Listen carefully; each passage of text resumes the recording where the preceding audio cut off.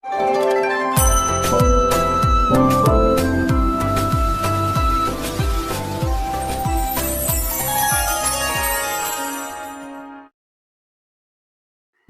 ଜଗନ୍ନାଥ। ମୁଁ ଦିବାକର ଦାସ ଆପଣମାନଙ୍କୁ ପ୍ରଣାମ କରୁଛି। ଆଜି ଆଲୋଚନା କରିବା ଅଗଷ୍ଟ ମାସ 2024 ରାଶି ଅନୁସାରେ ଆପଣଙ୍କର କିଭଳି ଭାବରେ କଟିବ। ପ୍ରଥମ ରାଶି ହେଉଛି ମେଷ ରାଶି। ମେଷ ରାଶିର ବ୍ୟକ୍ତିବିଶେଷମାନେ 2024 ଅଗଷ୍ଟ ମାସ ନିଶ୍ଚିନ୍ତ ଭାବରେ ଆପଣଙ୍କର କିଛି ଡେଭଲପ୍ ହେବ, ଯାହାକି ଶନିଙ୍କର ମଧ୍ୟ ବକ୍ରଗତି, ଯାହାକି ଶୁଭ ଫଳ ଆପଣଙ୍କୁ ଏଇ ଅଗଷ୍ଟ ମାସରେ ଦେଉଛନ୍ତି। ତା ସହିତ ବିଦ୍ୟାର୍ଥୀମାନେ ନିଶ୍ଚିନ୍ତ ଭାବରେ କୃତକାର୍ଯ୍ୟ ହେବେ, ଆଉ ସେମାନଙ୍କର ପାଠପଢ଼ାରେ ମଧ୍ୟ ଭଲ ରହିଛି। ତା ସହିତ ମଧ୍ୟ ରାଶି ଅନୁସାରେ ମେଷ ରାଶିର ବ୍ୟକ୍ତିବିଶେଷମାନେ ସେମାନଙ୍କ ଶାରୀରିକ ଅସୁସ୍ଥତା ଯାହା ଥିଲା ତାହା ନିଶ୍ଚିନ୍ତ ଭାବରେ ଦୂର ହେବ। ଏ ମାସରେ ଲଭ୍ ଲାଇଫ୍ର ଟେନସନ୍ ଦୂର ହେବ, ବୈବାହିକ ଜୀବନ ସୁଖମୟ ହେବ, ବେପାରରେ ନିଶ୍ଚିନ୍ତ ବୃଦ୍ଧି ହେବ। ମେଷ ରାଶିର ବ୍ୟକ୍ତିବିଶେଷ ଅଗଷ୍ଟ ମାସ ବହୁତ ଭଲ ରହିବ। ତାପରେ ବୃଷ ରାଶି। ବୃଷ ରାଶିର ବ୍ୟକ୍ତିବିଶେଷମାନେ ସେମାନଙ୍କର ଆପଣଙ୍କର ରହିଯାଇଥିବା କାମ ନିଶ୍ଚିନ୍ତ ଭାବରେ ଏହି ମାସରେ ହେବ। ତା ସହିତ ବେପାରରେ ନିଶ୍ଚିନ୍ତ ଫାଇଦା ହେବ। ତାପରେ ଭବିଷ୍ୟତରେ ଆପଣଙ୍କ ଲାଭଦାୟକ କିଛି ବିଜନେସ୍ ମଧ୍ୟ ମୁଣ୍ଡକୁ ଆସିବ।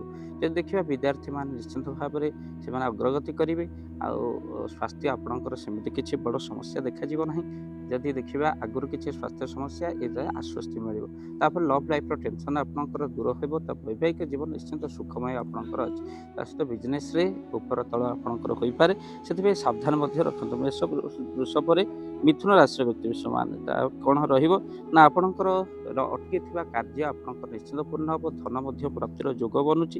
ନିଶ୍ଚିନ୍ତ ଆପଣଙ୍କର ବିବାହ ମଧ୍ୟ ଯୋଗ ରହିଛି। ସନ୍ତାନର ସୁଖ ମଧ୍ୟ ପ୍ରାପ୍ତି କରିବେ। ବିଜନେସ୍ରେ ଆନନ୍ଦଦାୟକ ବେପାର ବୃତ୍ତିର ବୃଦ୍ଧି ରହିବ, ଆଉ ଆପଣ ନିଶ୍ଚିନ୍ତ ବହୁତ ଭଲ ରହିଛି ଏ ମାସଟି। ମିଥୁନ ରାଶିର ବ୍ୟକ୍ତିବିଶେଷମାନେ ଏବେ କର୍କଟ ରାଶିର ବ୍ୟକ୍ତିବିଶେଷମାନଙ୍କ କଥା କହିବା, କାର୍ଯ୍ୟ ଦକ୍ଷତା ଏ ମାସରେ ବହୁତ ବଢ଼ିବ। ଆପଣ କୌଣସି ଅଟକିଥିବା ଧନ ମଧ୍ୟ ପ୍ରାପ୍ତି ଯୋଗ, ପୁରୁଣା ବନ୍ଧୁ ସହିତ ଆପଣଙ୍କ ମିଳନ ହେବ।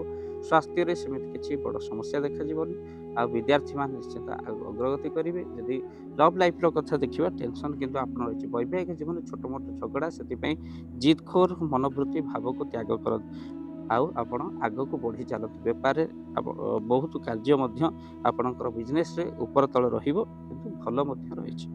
ଏବେ ଯଦି ଦେଖିବା ସିଂହ ରାଶିର ବ୍ୟକ୍ତିବିଶେଷମାନେ, ସିଂହ ରାଶିର ବ୍ୟକ୍ତିବିଶେଷମାନେ ସେମାନଙ୍କ କାର୍ଯ୍ୟ ଦକ୍ଷତା ନିହାତି ଭାବରେ ବଢ଼ିବ, ଆତ୍ମବିଶ୍ୱାସ ମଧ୍ୟ ବଢ଼ିବ, ବୃଦ୍ଧି ହେବ। ଆପଣଙ୍କର ଲୋକମାନଙ୍କ ସହିତ ସମ୍ପର୍କ ମଧ୍ୟ ମଜବୁତ ହେବ। ଶାରୀରିକ ଅସୁସ୍ଥତା ସେମିତି ଅଗଷ୍ଟ ମାସ କିଛି ନାହିଁ, ବଡ଼ ଦେଖାଯିବ ନାହିଁ। ଯଦି ଆର୍ଥିକ ସମସ୍ୟା ଆପଣଙ୍କର ମଧ୍ୟ ଦୂର ହେବ। ବେପାର ଟିକେ ମାନ୍ଦା ରହିଛି, ତେଣୁ କୌଣସି ଭାବରେ ଏଇ ସିଂହ ରାଶିର ବ୍ୟକ୍ତିବିଶେଷମାନେ କୌଣସି ଜାଗାରେ ଯଦି ଟଙ୍କା ଅର୍ଥ ବହୁତ ବଡ଼ ବିନିଯୋଗ କରି ଏଇ ମାସଟି ଆପଣ ରହିଯାଆନ୍ତୁ। ଯାନବାହନ ଆପଣ ଯଦି କିଣିବା ପାଇଁ ଚାହୁଁଛନ୍ତି, ଆପଣ 15 ତାରିଖ ପରେ, ଅଗଷ୍ଟ 15 ପରେ କିଣିଲେ ଆପଣଙ୍କର ବହୁତ ଭଲ ରହିବ।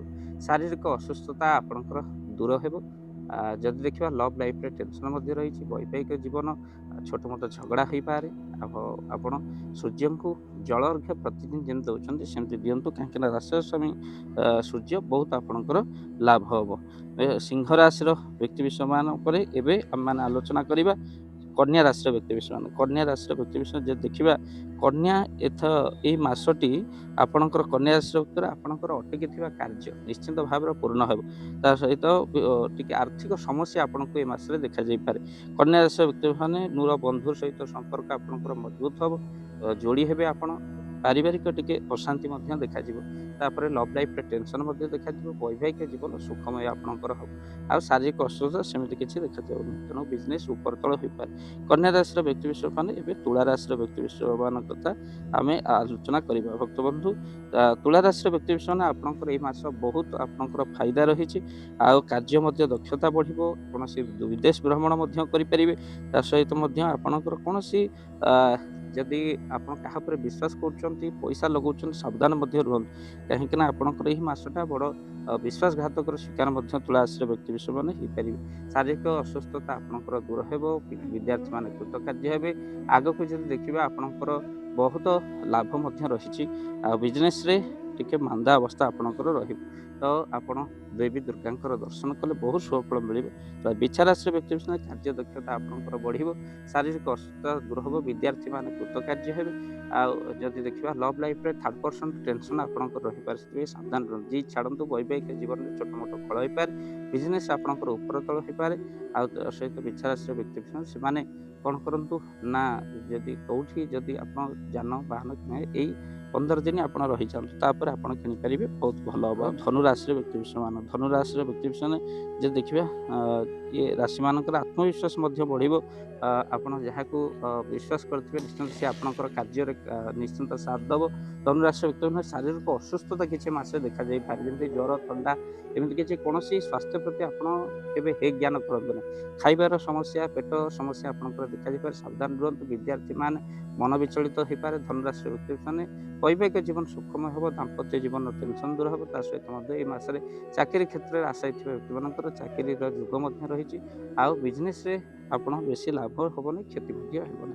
ଏ ଥିଲା ଧନୁରାଶିର ବ୍ୟକ୍ତିବିଶେଷ। ମକର ରାଶିର ବ୍ୟକ୍ତିବିଶେଷମାନଙ୍କର ଯଦି ମେହନତର ଫଳ ଆପଣଙ୍କୁ ନିଶ୍ଚିତ ଭାବରେ ମିଳିବ, ପରିବାରର ସହଯୋଗ ମିଳିବ।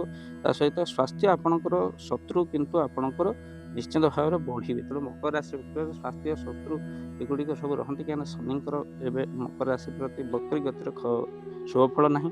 ତେଣୁ ନିଶ୍ଚିତ ଭାବରେ ମକର ରାଶିର ବ୍ୟକ୍ତିବିଶେଷ ଟିକେ ସାବଧାନ, ଈଶ୍ୱରଙ୍କୁ ପ୍ରଭୁଙ୍କୁ ପ୍ରାର୍ଥନା କରନ୍ତୁ, ଶନିଙ୍କର ଦର୍ଶନ ମଧ୍ୟ କରନ୍ତୁ। ମକର ପରେ କୁମ୍ଭ ରାଶିର ବ୍ୟକ୍ତି ସେମ୍ ଫଳ, କାହିଁକିନା ଶନିଙ୍କର କୁମ୍ଭ ରାଶିର ବ୍ୟକ୍ତିବିଶେଷମାନେ ଟେନସନ୍ ମଧ୍ୟ ଦେବ, ପାଦଜନିତ ସମସ୍ୟା ଆପଣଙ୍କର ବଢ଼ିବ, ଧନ ଅଟକିକି ରହିଥିବ, ତେଣୁ ମିଳିବା ବଡ଼ କଷ୍ଟକର ହେବ। ଶାରୀରିକ ଅସୁସ୍ଥତା ବଢ଼ିପାରେ। ତା ସହିତ ମଧ୍ୟ ଯଦି ଦେଖିବା ଆପଣଙ୍କର ବିଜନେସ୍ ନିଶ୍ଚିନ୍ତ ଘାଟା ଖାଇବ, ବହୁତ ଟଙ୍କା ମଧ୍ୟ କେଉଁଠି ଲଗାନ୍ତୁ ନାହିଁ। ଯାନବାହନ କିଣାକିଣିରୁ ଟିକେ ରୋକି ହୋଇଯାଆନ୍ତୁ।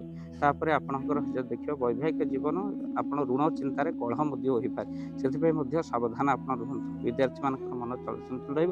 ଦକ୍ଷିଣକାଳୀଙ୍କର ଦର୍ଶନ ଆପଣ କଲେ ବହୁତ ସୁଫଳ ଆପଣଙ୍କୁ ମିଳେ। ତେଣୁ ଏ ଥିଲା କୁମ୍ଭ ରାଶି। ତାପରେ ମୀନରାଶି। ମୀନରାଶିର ବ୍ୟକ୍ତିବିଶେଷ ଶନିଙ୍କର ବକ୍ରୀ ଗତିର ଯେଉଁ ରହିଛି ସୁଫଳ ଆପଣଙ୍କୁ ମିଳିବ ନାହିଁ, ସେଥିପାଇଁ ସ୍ୱାସ୍ଥ୍ୟ ପ୍ରତି ଧ୍ୟାନ ଆପଣ ଦିଅନ୍ତୁ। ବିଦ୍ୟାର୍ଥୀମାନଙ୍କର ମନ ବିଚଳିତ ହେବ। ତାପରେ ଆପଣ ଯଦି ଦେଖିବା ଲଭ୍ ଲାଇଫ୍ରେ ଟେନସନ୍ ମଧ୍ୟ ରହିବ। ବୈବାହିକ ଜୀବନ ଋଣ ଚିନ୍ତା ଆପଣଙ୍କୁ ଦୁଇ ଜଣଙ୍କୁ ହିଁ ରହିବ। ଆଉ ବିଜନେସ୍ରେ ଆପଣଙ୍କର ପଇସା ପଡ଼ି ରହିବ, ମୋଟାଙ୍କର ପଇସା କେଉଁଠି ବି ଲଗାନ୍ତୁ ନାହିଁ, ଖସିଯିବାର ଚାନ୍ସ ମଧ୍ୟ ଅଛି। ତା ସହିତ ମଧ୍ୟ ଆପଣ ଦୂର ଭ୍ରମଣ ଯୋଗ ମଧ୍ୟ ଅଛି। ମୀନ ରାଶିର ବ୍ୟକ୍ତିବିଶେଷମାନେ ସେମାନେ ଶନିଙ୍କର ଦର୍ଶନ କରି ହନୁମାନ ଚାଳିଶା ନିହାତି ଭାବରେ ପଢ଼ନ୍ତୁ। ଏହି ରାଶିର ବ୍ୟକ୍ତିବିଶେଷମାନେ ପ୍ରତିକାର ସ୍ୱରୂପ ଘରେ ଯଦି ସୁନ୍ଦରକାଣ୍ଡ ହନୁମାନ ଚାଳିଶା କରନ୍ତି, ଶନିଙ୍କର ଦଶା ବିଲକୁଲ ପଡ଼େ ନା। ତା ସହିତ ମଧ୍ୟ ଶାରୀରିକ ଅସୁସ୍ଥତା ଆପଣଙ୍କର ଦୂର ହେବ। ଘରେ ଥରେ ସୁନ୍ଦରକାଣ୍ଡ ହନୁମାନ ପୂଜାଟି ନିହାତି ଭାବରେ କରନ୍ତୁ। ଯଦି ଆପଣଙ୍କ ଘରେ ହନୁମାନଙ୍କ ପୂଜା ଆଉ ସୁନ୍ଦରକାଣ୍ଡ ପାଠ କରିବା ପାଇଁ ଚାହାନ୍ତି, ସ୍କ୍ରିନ୍ରେ ଚାଲିଥିବା ନମ୍ବରରେ ନିହାତି ଭାବରେ କଲ୍ କରନ୍ତୁ। ଏବେ ଶ୍ରାବଣ ମାସ ଚାଲିଛି, ରାଶି ଅନୁସାରେ ମଧ୍ୟ ଆପଣ ରୁଦ୍ରାକ୍ଷ ଧାରଣ କରିପାରିବେ। ଯଦି ରୁଦ୍ରାକ୍ଷ ଆପଣ ନେବା ପାଇଁ ଚାହାନ୍ତି, ଅରିଜିନାଲ ସ୍କ୍ରିନ୍ରେ ଚାଲିଥିବା ନମ୍ବରରେ କଲ୍ କରନ୍ତୁ, କାରଣ ରୁଦ୍ରାକ୍ଷ ଦିଏ ସୁଖ ଆଉ ଅନେକ ଦୁଃଖକୁ ଦୂର କରେ। ରାଶି ଅନୁସାରେ ରୁଦ୍ରାକ୍ଷ ମଧ୍ୟ ଆପଣ ଧାରଣ କରିବା ପାଇଁ ସ୍କ୍ରିନ୍ରେ ଚାଲିଥିବା ନମ୍ବରରେ ଏବେ ଅର୍ଡ଼ର କରନ୍ତୁ। ପୋଷ୍ଟାଲ ଆଡ୍ରେସ୍ରେ ଆପଣଙ୍କ ପାଖରେ ରୁଦ୍ରାକ୍ଷ ପହଞ୍ଚିବ। ଘରେ ଥରେ ମାତ୍ର ସୁନ୍ଦରକାଣ୍ଡ ହନୁମାନ ଚାଳିଶା ଟିକେ କରିଦିଅନ୍ତୁ, ଯାହାକି ଘର ନକାରାତ୍ମକ ଶକ୍ତି ଦୂର କରିବ, ଅଶାନ୍ତି ଦୂର କରିବ, ଆପଣଙ୍କ ବିଜନେସ୍ରେ ବହୁ ଉନ୍ନତି କରିବ। ଏହିସବୁ ରାଶିର ବ୍ୟକ୍ତିବିଶେଷ ହନୁମାନଙ୍କ କୃପା ହେଲେ ଶନିଙ୍କ ଦଶା ବିଲକୁଲ ପଡ଼ିବନି। ତେଣୁ ହନୁମାନଙ୍କ କୃପା ହେବା ପାଇଁ ଆପଣମାନେ ଘରେ ଗୋଟିଏ ଥର ସୁନ୍ଦରକାଣ୍ଡ ହନୁମାନଙ୍କ ପୂଜାଟିଏ କରନ୍ତୁ। ପୂଜା କରିବା ପାଇଁ ଚାହାନ୍ତି, ସ୍କ୍ରିନ୍ରେ ଚାଲିଥିବା ନମ୍ବରରେ ନିହାତି ଭାବରେ କଲ୍ କରନ୍ତୁ। ନୂଆ ଘର ହେଉ କିମ୍ବା ଆପଣଙ୍କର ବର୍ଷିକିଆ ପିତାମାତାଙ୍କର ହେଉ କିମ୍ବା ପିଲାମାନଙ୍କର ଜନ୍ମଦିନ ହେଉ, ଏହି ଦିନମାନଙ୍କରେ ହନୁମାନ ଚାଳିଶାଟିଏ କଲେ ବା ସୁନ୍ଦରକାଣ୍ଡ କଲେ ବହୁ ସଫଳ ମିଳିଥାଏ। ନୂଆ ଘରେ କିଛି ପୂଜା କଲେ ଘରର ନକାରାତ୍ମକ ଶକ୍ତି ଦୂର ହୋଇଥାଏ। ତେଣୁ ଭିଡ଼ିଓକୁ ନିହାତି ଭାବରେ ସେୟାର କରିବେ। ଚ୍ୟାନେଲରେ ଯଦି ନୁହେଁ ଚ୍ୟାନେଲକୁ ସବସ୍କ୍ରାଇବ୍ କରିଦିଅନ୍ତୁ। ଜୟ ଜଗନ୍ନାଥ।